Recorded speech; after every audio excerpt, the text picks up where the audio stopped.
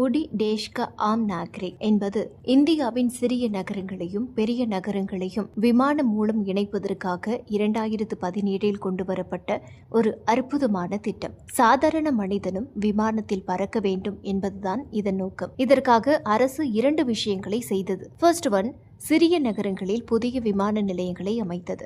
Second one, மக்கள் குறைந்த கட்டணத்தில், எடுத்துக்காட்டாக ரூபாய் 2500 பயணிக்க விமான நிறுவனங்களுக்கு ஏற்படும் நஷ்டத்தை ஏற்கும் வகையில் சப்சிடி மானியம் வழங்கியது. இப்போது என்ன பிரச்சனை? அரசு 9500 கோடி வரை செலவு செய்தும் ஆரம்பிக்கப்பட்ட 669 விமான பாதைகளில் 50% வழிகள், அதாவது 333 பாதைகள் மூடப்பட்டுவிட்டன.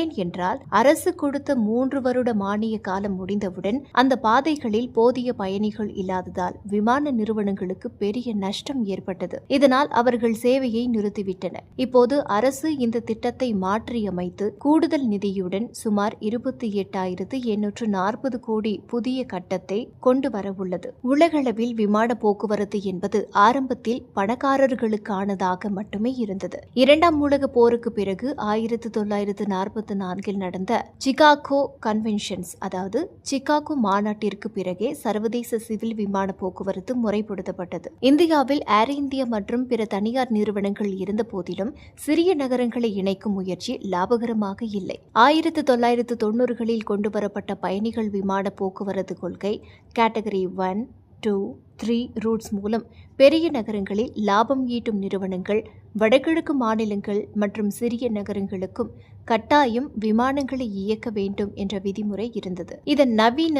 மேம்படுத்தப்பட்ட வடிவமே 2017 தொடங்கப்பட்ட இந்த உடான் திட்டமாகும். 2016 அக்டோபர் தேசிய சிவில் விமான போக்குவரத்து கொள்கையின் கீழ் உடான் திட்டம் அறிவிக்கப்பட்டது. 2017 ஏப்ரல் பிரதமர் நரேந்திர மோடி சிம்லா டெல்லி இடையேயான முதல் உடான் விமானத்தை தொடங்கி வைத்தார்.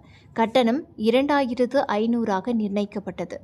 2018, 2021 உடான் 2.0, 3.0, 4.0 ஆகியவை தொடங்கப்பட்டன. ஹெலிகாப்டர் சேவைகள், வடகிழக்கு மாநிலங்களுக்கான பிரத்யேக வழிகள் மற்றும் நீர்நிலை விமான நிலையங்கள் சேர்க்கப்பட்டன.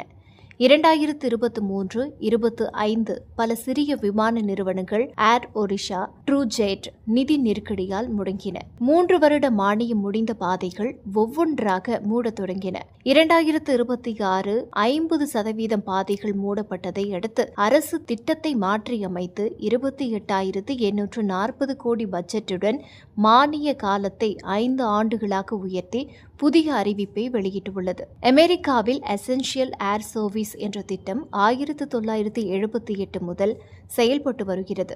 அங்கும் சிறிய மற்றும் கிராமப்புற நகரங்களுக்கு விமான சேவை வழங்க அரசு மானியம் அளிக்கிறது. இந்தியாவைப் போலவே அமெரிக்காவிலும் பல சிறிய நகரங்களில் பயணிகள் வராததால் அரசு பணம் வீணாவதாக விவாதங்கள் எழுந்துள்ளன. அரசு இத்திட்டத்தின் தோல்விகளை சரிசெய்து 28,840 கோடி என்ற பிரம்மாண்ட முதலீட்டில் இதன் புதிய வடிவத்தை வெளியிடப் போகிறது. மேலும் சிறிய விமான நிறுவனங்கள் டெல்லி, மும்பை போன்ற மெட்ரோ நகரங்களில் தங்களுக்கு ஸ்லாட்டுகள் விமானம் வந்து செல்ல அனுமதிக்கும் நேரம் வேண்டும் என்று கோரிக்கை விடுத்து வருகின்றன. அரசு புதிய 5 ஆண்டு மானிய திட்டத்தின் கீழ் எந்தெந்த 2ஆம், 3ஆம் கட்ட நகரங்களில் டயர் 2 அண்ட் டயர் 3 சிட்டிஸ் விமான நிலையங்களை புதுப்பிக்கிறதோ அந்த பகுதிகளில் நிலத்தின் மதிப்பு அடுத்த 5 ஆண்டுகளில் பல மடங்கு உயர வாய்ப்புள்ளது. அங்கு முதலீடு செய்யலாம். உடான் விமானங்கள் மீண்டும் செயல்பட தொடங்கும் சுற்றுலா தலங்களில் ஹோட்டல், ஹோம் ஸ்டே போன்ற தொழில்களை தொடங்கலாம்.